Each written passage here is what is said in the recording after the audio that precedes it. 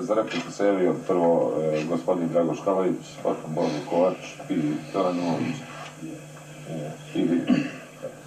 Idem red. Naravno, kada razmišljamo u Srpskoj narodnoj obnovi o ekonomskom projektu i programu, mi podrazumemo integralni jugoslovenski prostor.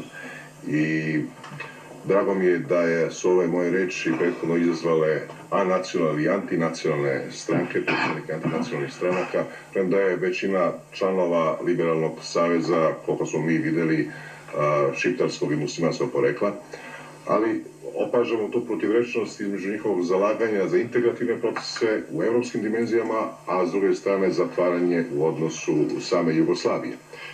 Optimizam koji mi imamo počiva naravno na činjenicama, na istorijskim iskustvima zemalja koje su pretrpele sankcije i pogotovo stoga što izveštaj Ujedinjenih nacija, ekonomske komisije Ujedinjenih nacija govori da se recesija pogoršava, nezaposlenost povećava, predstoje teške godine za Zapad i za Evropu i prema tome u takvoj situaciji najbolje će proći i najbolje će opstati one zemlje koje imaju najveći stepen nezavisnosti i samodovoljnosti. Ovo je prilika za takvu samodovoljnost. Gospodine Kovač, izvolite najprije.